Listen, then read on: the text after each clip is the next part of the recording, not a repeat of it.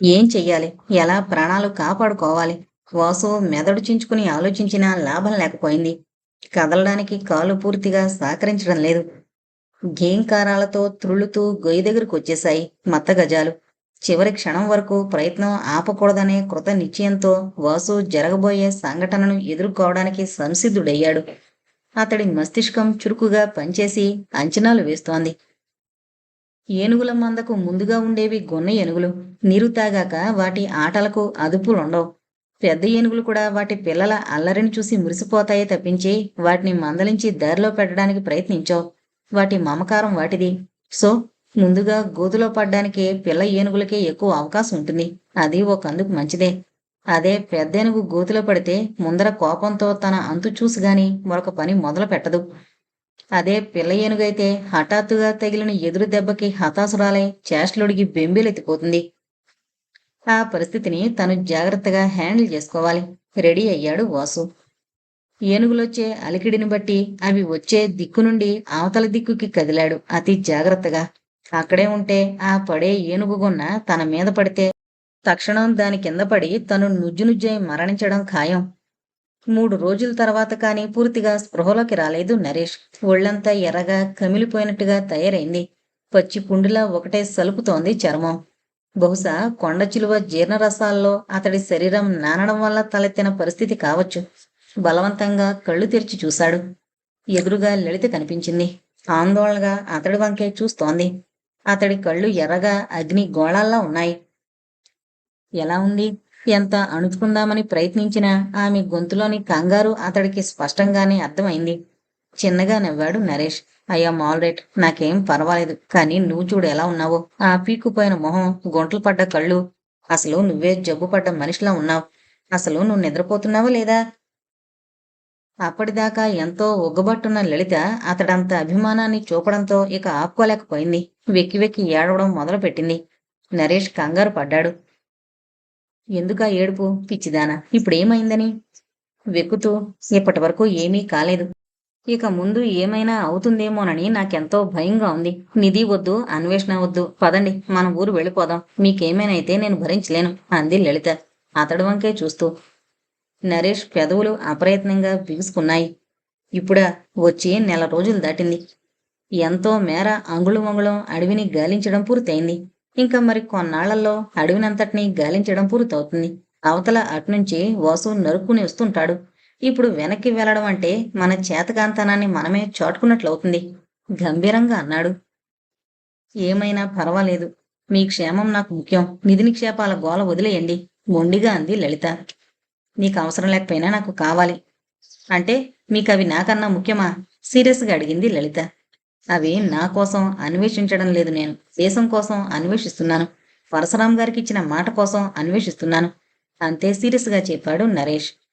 అప్పుడు అనిపించింది అతనికి, రాజ్యాలేలినా రణాలే చేసినా ఆడది ఆడదే. ప్రేమ కోసం తన ప్రాణాల్ని పణంగా పెడుతుంది.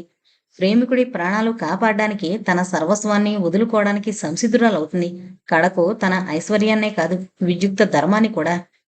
ఈ 3 రోజులు మీరు మూసిన కన్ను తెరవకుండా అలా పడుంటే నేను ఎంత నరకం అనుభవించానో మీకేం తెలుసు? ఆశయాలు ఆదర్శాలు కావండి ముఖ్యం.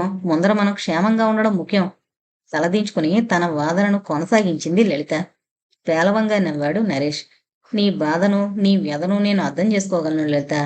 కానీ నీ ప్రాణం నా ప్రాణం కన్నా ఎంతో విలువైంది దేశం. ఆశయాలు ఆదర్శాలు అనవసరం అంటున్నావు.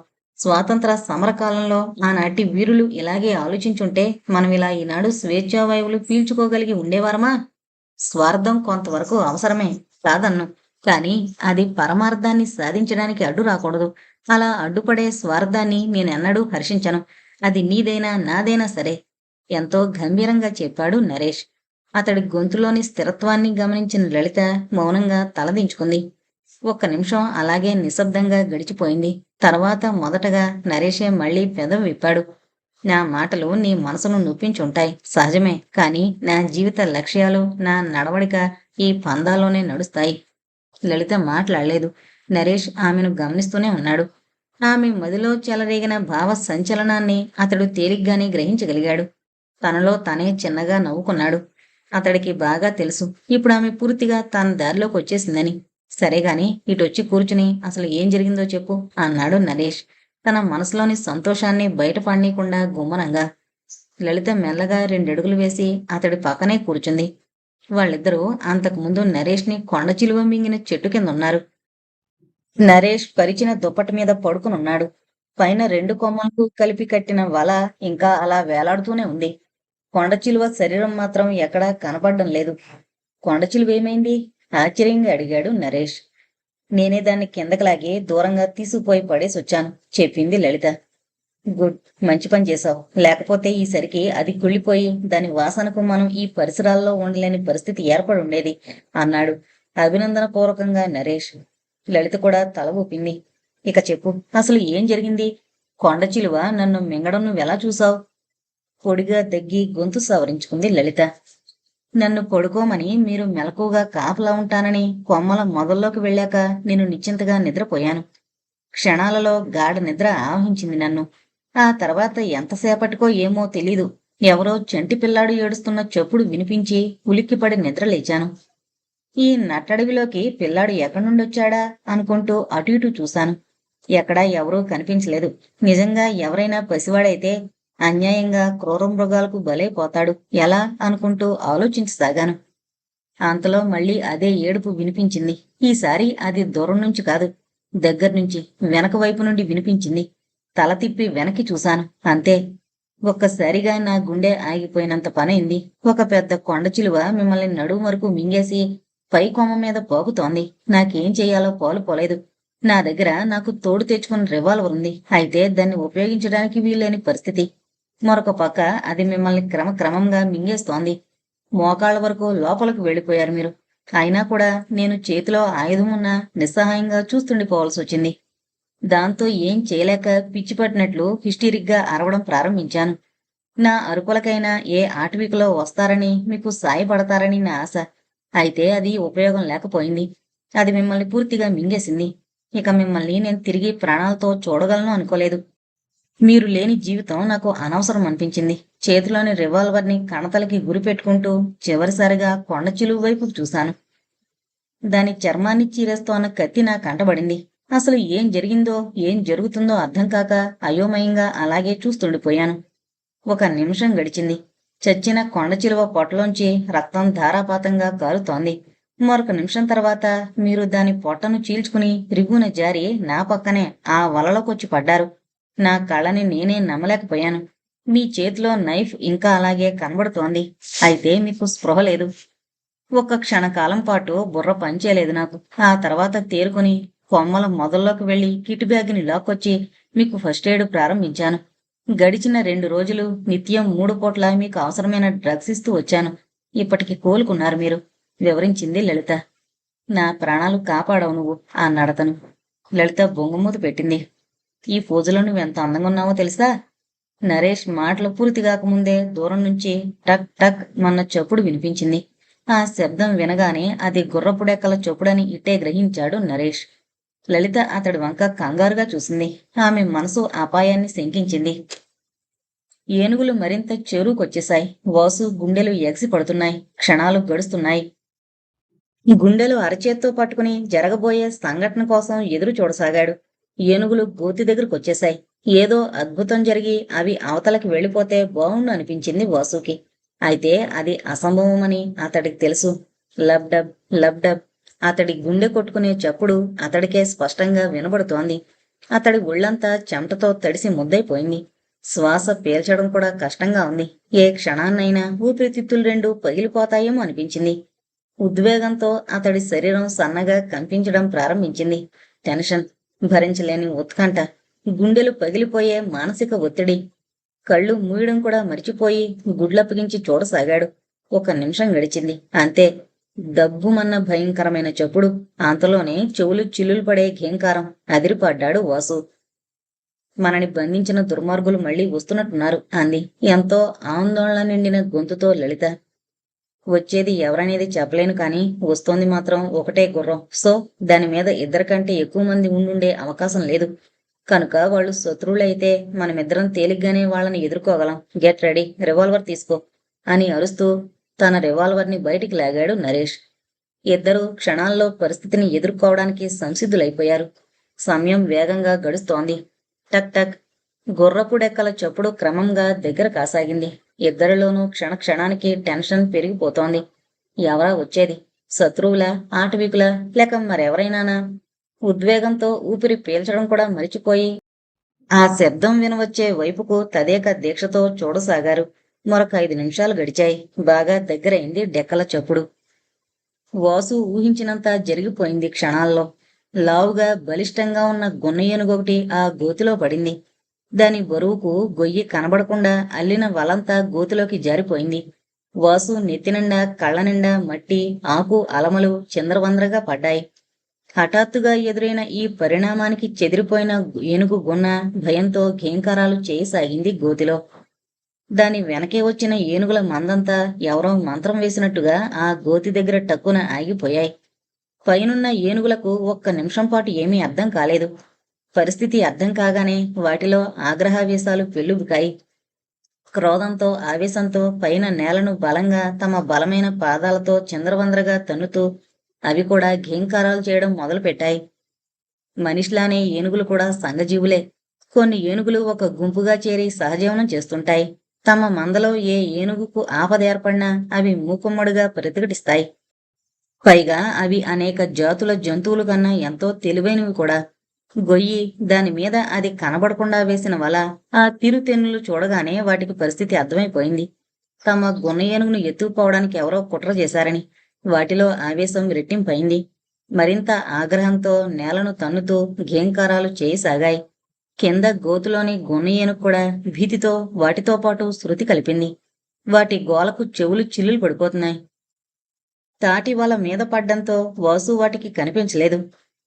అవి కనుక తనను గమనించాయా, ఇక తనను తమ పాదాల కింద నొక్కి నుజ్జునుజ్జు చేసేదాకా నిద్రపోవని అతడికి బాగా తెలుసు. మనసులోనే ఏనుగులను పట్టడానికి ఆ గోతిని తవ్విన వాళ్ళని తిట్టిన తిట్టు తిట్టకుండా తిడుతూ అలాగే ఉండిపోయాడు కదలకుండా. అయితే గున్న ఏనుగు లేచి గోతిలో అల్లరి చేయడం మొదలుపెట్టక మానదని, అదే జరిగితే ఇక తను ఎంతోసేపు కనబడకుండా అలా దాక్కోవడం ఎంతమాత్రమూ కుదరదని అతడికి తెలుసు. అందుకే గుండెల్ని అరచేతిలో పెట్టుకుని కూర్చున్నాడు. ఏదో అనుకోని అద్భుతం జరిగితే తప్ప తను ఆ గున్న ఏనుగు బారి నుండి తప్పించుకోవడం అనేది పూర్తిగా అసంభవం.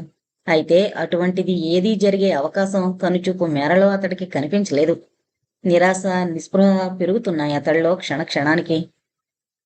ఇక ఏ క్షణానైనా ఆ గుర్రం తమ ముందర ప్రత్యక్షం కావచ్చు. ఇద్దరూ మరింత అలర్ట్ అయ్యారు. లలిత, ఇద్దరం ఇక్కడుండడం ఏమంత మంచిది కాదు. నువ్వు వెళ్ళి ఆ చెట్టు వెనక నక్కు. అవసరమైతేనే రివాల్వర్ను ఉపయోగించు. జాగ్రత్త, చెప్పాడు నరేష్. లలిత మౌనంగా తల ఊపి అవతలకు వెళ్ళిపోయింది. మరో నిమిషం గడిచింది. చెట్ల మధ్యగా పరిగెత్తుకొస్తోన్న ఒక తెల్లటి గుర్రం వాళ్ళ కంటబడింది. దానిమీద మనిషి కాని, జీను కాని, మరే ఇతర వస్తువులు కాని లేవు. ఒంటరి గుర్రం శరవేగంతో దూసుకొస్తోంది. దాని వాలకం చూస్తుంటే అది అడవి గుర్రంలా కనబడుతోంది. అంతకుముందు మనుషులెవరూ దాన్ని ఎక్కి స్వారీ చేసిన ఛాయ దాని ముఖంలో ఏమీ కనిపించడం లేదు. క్రమక్రమంగా దగ్గరయ్యింది అశ్వం. తిన్నగా నరేష్ దగ్గరికి దూసుకొచ్చాగింది. మూతుని ముందుకు చాచి అతడిని ఒకసారి వాసన చూసి వెంటనే గట్టిగా సకిలించిందది. నరేష్కి అసలు ఏం జరుగుతుందో కూడా అర్థం కాలేదు. చెట్టు వెనక నక్కిన లలిత అయితే చేష్టలు దక్కి బొమ్మలా ఆ గుర్రం వంకే చూడసాగింది. సూర్యుడు పశ్చిమాద్రిలోకి దిగిపోతున్నాడు. ఆకాశమంతా లేత నారింజ రంగు పులుముకుంది. చీకటి పడ్డానికి మహా ఉంటే మరొక అరగంట సమయం ఉంటుంది, అంతే. వాసు దిక్కుతోచని స్థితిలో ఇరుక్కుపోయి ఉన్నాడు. లోతైన పెద్ద గొయ్యి, దానిలో అతడు, గున్న ఏనుగు, గోతిపైన ఏనుగుల మంద. ఏం చెయ్యాలో పాలుపోవడం లేదు. ఎక్కడ తను ఏ చిన్న పొరపాటు చేసినా ఆగ్రహంతో పైనున్న ఏనుగుల మందలోని ఏ ఏనుగో గోతులోకి దూకి తనను ఇనప దూలాల వంటి దాని కాళ్లతో తొక్కి హతమార్చడం ఖాయం. అతని మస్తిష్కం రకరకాల ఆలోచనలతో వేడెక్కిపోతుంది. ఒక అరగంట తను ఏం చేసినా ఆ సమయం లోపలే చెయ్యాలి. చీకటి పడిపోతే ఇక తను చేయగలిగిందేమీ ఉండదు. ఎలా, ఏం చెయ్యాలి? వల కింద కనబడకుండా నెక్కున్న అతడి అంతరంగం ఉరకలు వేస్తోంది. పైనుండి ఏనుగుల మంద చేస్తోన్న ఘీంకారాలు కర్ణ కఠోరంగా వినబడుతున్నాయి. అవి పైన గోతి చుట్టూ ఆగ్రహంతో చిందులు తొక్కుతున్నాయి.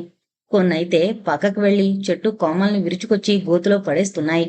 క్షణక్షణం, యుగం యుగంగా గడుస్తోంది. వాసుకు టెన్షన్తో ఊపిరితిత్తులు బరువెక్కి శ్వాస పీల్చడం కూడా కష్టమనిపిస్తోంది. అతడి ఒళ్ళంతా చెమటతో తడిసి ముద్దయిపోయింది. నాలుక పిడజగట్టుకుపోతుంది. అన్నిటినీ మించి భరించలేని టెన్షన్. ఏ క్షణాన ఏమవుతుందో తెలియని సస్పెన్స్. చిత్రమైన అనుభవం అది.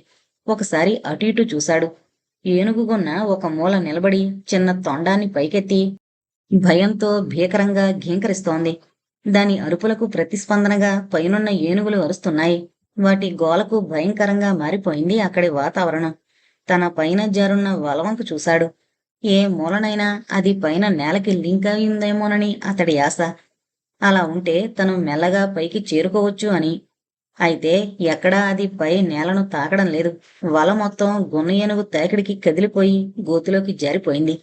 ఆ ఆశ కూడా అడియాస కావడంతో నిరాశగా తల పంకించాడు వాసు. ఇక తను బయటపడ్డానికి ఎటువంటి మార్గమూ లేదు. గోతిలో ఉండి తనను తాను కాపాడుకోవడం ఒకటే ఇప్పుడు తను చేయగలిగిన పని. పైన ఏనుగుల గోల పెచ్చరిల్లింది. అవి మూకుమ్మడిగా తమ పాదాలతో నేలను తన్నుతూ గున ఏనుగుకు ఏవో సంజ్ఞలు చేయసాగాయి. అది గమనించిన వాసుకు ఏదో కొంప మునగబోతోందన్న భావన కలిగింది. అతడికి ఆ ఆలోచన రావడమే ఆలస్యం. గున ఏనుగు గోతిలో విజృంభించింది. పైన పెద్ద ఏనుగులు ఎలా అయితే తమ పద ఘట్టనలతో నేలను అతలాపతలం చేస్తున్నాయో అది అదే దారిని అనుసరించింది. దెయ్యం పట్టిందాల్లా అటు ఇటూ తిరుగుతూ నేలను బలంగా తన్నసాగింది. జాగ్రత్తగా ఒక మూల కొదిగి నిలబడ్డాడు వాసు. ఆ గున ఏనుగు కంట్లో పడలేదు. అది ఆ గోతిని ఒక చుట్టు చుట్టేసింది. అయినా దానికి కసి తీరినట్లు లేదు. ఈసారి మరింతగా రెచ్చిపోయి మదపుటేనుగులా చిందులు తొక్కుతూ మరొక రౌండ్ బయలుదేరిందది. ఈసారి తను బయటపడక తప్పదని గ్రహించాడు వాసు. వల కింద నుంచి బయటకొస్తే ఆ గున ఏనుగు తనను వదులుతుందా? జరిగిన ఘోరానికంతటికీ తనే కారణమని తనని ఒక చూపు చూడకుండా విడిచిపెడుతుందా? ఒకవేళ దానికి అంత జ్ఞానం లేకపోయినా పైనున్న ఏనుగుల మంద తనని వదులుతుందా? వాసు గుండెలు దడదళ్లాడుతున్నాయి. గున్న ఏనుగు గునగున తొండాన్ని ఊపుకుంటూ వచ్చేస్తోంది. ఆ గుర్రం దృఢంగా బలిష్టంగా ఉంది. దాని ఒళ్ళంతా తెల్ల రంగుతో మెరిసిపోతోంది. దాని నుదుటి మీద నిడుపాటి నల్లటి మచ్చ సహజసిద్ధంగా ఏర్పడిన బొట్టులా దానికి ప్రత్యేకమైన అందాన్ని చేకూరుస్తోంది. ఆ గుర్రం రెండు కాళ్ల మీద పైకి లేచి మరొకసారి గట్టిగా సకిలించింది. మళ్లీ ముందు కొంగి నరేష్ చేతిని పట్టుకుని గాయం కాకుండా సున్నితంగా పైకి లేపింది. దాని ప్రవర్తన ఎంతో వింతగా ఉంది. దాని ఉద్దేశమేమిటో స్పష్టంగా అర్థం కావడం లేదు. అందుకే ఓపిగ్గా కాచుకున్నాడు నరేష్ దాని వంకే పరిశీలనగా చూస్తూ. అంతలో లలిత చెట్టు వెనక నుండి అతడి దగ్గరకొచ్చింది. వింతగా దాని వంకే చూడసాగిందామె. నరేష్లో ఎటువంటి కదలిక ఏర్పడకపోవడంతో ఆ గుర్రం ఒకసారి అటు ఇటు చూసి తను వచ్చిన వైపుకే కాస్త దూరం పరిగెత్తి అంతలోనే వెనక్కి తిరిగి తిన్నగా అతడి దగ్గరికి వెళ్లి మళ్లీ సున్నితంగా నోటితో అతడి చెయ్యి పట్టుకుని లాగింది. అప్పుడు గాని అర్థం కాలేదు నరేష్కి దాని ఉద్దేశం ఏమిటో. దాంతోపాటు తనని రమ్మని పిలుస్తోందది. ఎందుకు? గుర్రం చాలా విశ్వాసం గల జంతువు. బహుశా ఎవరో ఆపదలో ఉండుంటారు. అందుకే తనని పిలుస్తుండాలి. అంతలోనే అది ఎవరో ఉపయోగించిన జాడల్లేని గుర్రంలా కనిపించడం అతడికి గుర్తొచ్చింది. మళ్ళీ అయోమయంలో పడిపోయాడు. ఆ గుర్రం మళ్ళీ అతడి చేతిని పట్టుకుని లాగింది. ఇదంతా ఏదో మిస్టరీగా అనిపించింది నరేష్కి. లలిత జరుగుతున్న తతంగాన్ని ఆశ్చర్యంగా కళ్ళు పెద్దవి చేసి చూస్తోంది. కేవలం ఆగ్రహమే అయితే ఏనుగులను నయానో భయానో అదుపులో పెట్టచ్చు. కానీ భీతితో కూడిన ఆగ్రహాన్ని ప్రదర్శించే ఏనుగుల జోలికి పోవడం అంటే ప్రాణాంతకం తప్ప మరొకటి కాదు. సో ఆ గున్న ఏనుగును అదుపులోకి తేవడానికి ప్రయత్నించడం వలన ఉపయోగం ఉండదు సరికదా. కొరివితో తలగొక్కున్నట్లే అవుతుంది. కనుక తను అక్కడి నుండి తప్పుకోవడానికి ప్రయత్నించడమే ఉత్తమం. అయితే ఎలా? గున్న ఏనుగు వాసు దగ్గరలోకి వచ్చేసింది. ఇంకొక క్షణం అక్కడున్నా ఇక తన పని ఆఖరు. చటుకున వల్లోంచి బయటకు దూకి అవతల వైపు పరుగు తీశాడు వాసు. దెబ్బతిన్న కాలు విపరీతంగా సలుపుతోంది. అయినా లెక్క చేయలేదు. అతడలా హఠాత్తుగా బయటపడ్డాన్ని ఏనుగులన్నీ ఒకేసారి గమనించి క్షణకాలం పాటు అయోమయానికి గురయ్యాయి. అంతలోనే అవన్నీ తేరుకుని రెట్టించిన ఆగ్రహంతో ఘీంకరించసాగాయి. వాటి ఘీంకారాలకు ఉత్తేజం పొందిన గోతిలోని గున్న ఏనుగు దాని చిన్న మెదడుకు వాసు శత్రువుగా తోచాడు. అంతే. ఘీంకరిస్తూ గునగున అది అతడి వెనక పడింది. వాసు పరిగెడుతున్నాడు. నరేష్కి ఒక్క విషయం మాత్రం అర్థమైంది. తనతో పాటు రమ్మని తనని పిలుస్తోందా గుర్రం? కారణం ఏంటనేది మాత్రం బోధపడలేదు. అయినా అదేంటో వెళ్లి చూస్తేనే కాని తెలిసేది కాదని అతడికి అర్థమైంది. ఆ గుర్రం మరొకసారి అతడి చేయి పట్టుకుని లాగింది. భాషరాని ఆ మూగజీవి ఆరాటానికి కరిగిపోయాడు నరేష్. నెమ్మదిగా లేచి నిలబడ్డాడు. ఒళ్లంతా పచ్చి పుండులా ఉంది. లలిత అతడి వంక కంగారుగా చూసింది. ఏంటి లేచారు? అడిగింది ఆమె ఆందోళనగా. ఇది తనతో పాటు నన్ను రమ్మని పిలుస్తోంది. అలా వెళ్ళి విషయమేమిటో చూసొస్తాను అన్నాడు నరేష్ నెమ్మదిగా. అలాగే వెళతారా? ఎంత నీరసంగా ఉందో మీకు. ఏం పర్వాలేదు. అతడి మాటలు తనకి అర్థమైనట్లుగా ఆ గుర్రం నేల మీద కూర్చుని అతడిని తన వీపు మీదకి ఎక్కమన్నట్లుగా సూచించింది. నరేష్ నెమ్మదిగా దాని వీపు మీదకి ఎక్కాడు. అతడి దగ్గర రివాల్వర్, తగినంత ఎమ్యునేషన్ సిద్ధంగానే ఉంది. మళ్ళీ ఒకసారి వాటిని తడిమి చూసుకుని గుర్రాన్ని అదిలించాడు. అది నెమ్మదిగా లేచి ముందుకు దూకింది. క్షణాల మీద దాని వేగం ఊహాతీతంగా పెరిగిపోయింది. అది అతడిని ఎక్కడకు తీసుకుపోతుందో తెలీదు వారికి ఆ క్షణంలో.